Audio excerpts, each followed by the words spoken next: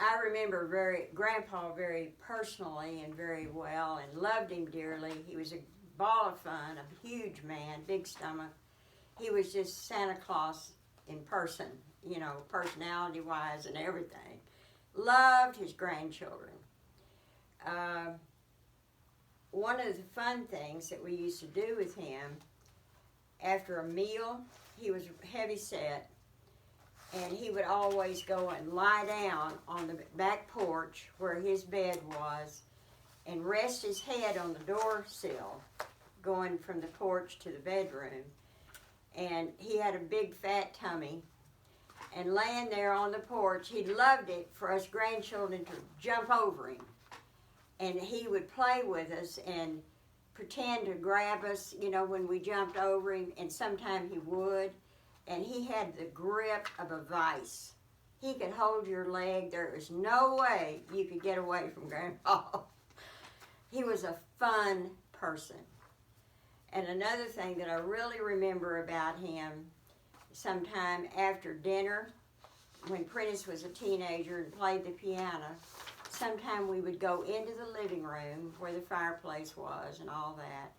Prentice would play the piano, Grandpa would lead the singing, and we would all sing choruses, like that we sang at Sunday school, or hymns, or whatever. And that was a fun-filled, joyful time for me. My older brother, Ed, who is no longer living, had a nice singing voice as a teenager, and he and Grandpa sang a lot together. And Valley Mills had what they called singings they called it.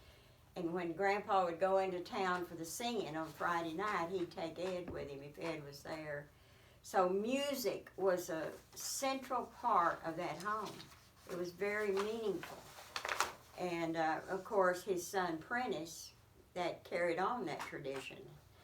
And anyway, that was a wonderful, Grandpa was a wonderful example. And he had prayer meeting on Wednesday night in town at the church. And of course, we kids weren't too gung-ho to go to town to prayer meeting. But he would make a deal with us. If we would go with him to prayer meeting on Wednesday night, he would take us to the picture show on Friday night in town. And so sometime we were there in the summer, that was one of the activities of the summer. Another thing that was an activity with Grandpa that I loved was his teaching us how to fish.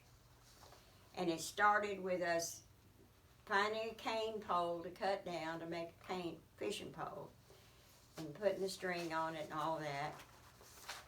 Then when we had our fishing pole ready, he would walk with us to the creek, and the spot where the rope is now that the kids swing on and jump into the water, that's where we would sit on the bank with Grandpa.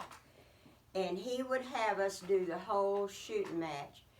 On the way to the creek, we would swat grasshoppers with weeds and put them in a jar, and that was our bait.